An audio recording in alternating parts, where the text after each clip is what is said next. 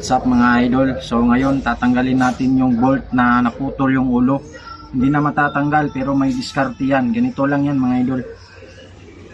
Yan. Kagaya nito mga idol, no, wala nang ulo mga idol. Ang gagawin natin dyan, kukuha tayo ng kahit na ganito, yung mahaba na bolt, tapos number 12 lang siya, tapos i-welding natin yung dulo. Ipo-full weld natin sa dulo. Pagkatapos pag na full weld na yan mga idol, iikutin natin yan.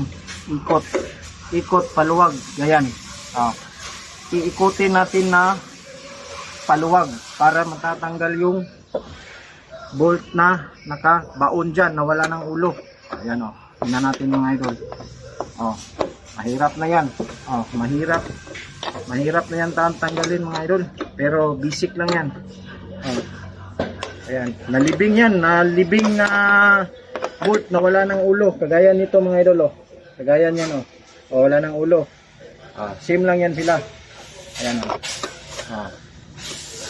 tatanggal na yan mga idol. Ikot lang paluwag hanggang sa matanggal na, makuha yung bolt na nakabaon na yan. Wala ng ulo yan mga idol. Wala ng ulo yan. Yan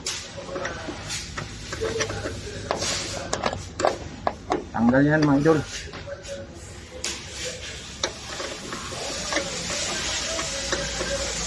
Tanggal na yan, kunti na lang.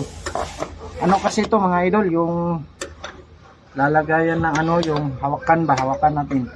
Hawakan ng driver. Yan. Ano mga idol, kunting-kunti na lang. Ganyan lang mga idol.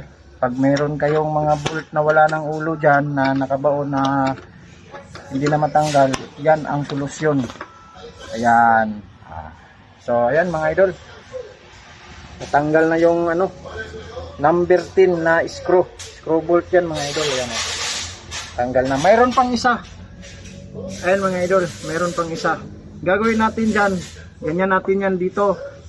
Ipo-full weld natin yan, wiwildingin natin, tapos iikutin natin ng paluwag hanggang sa matanggal. Gaya nito mga idol. Ayan. Basic lang yan mga idol. No? Ayan pwede nang ilagay yung yung screw bolt ulit dyan. Ayan ganyan lang kadali mga idol, para matanggal yung bolt na nakabaon dyan na wala ng ulo. Noon lang, full weld natin yan. Okay, so ayun lang mga idol. Sana mayroon kayong natutunan. Maraming salamat po sa inyo mga idol.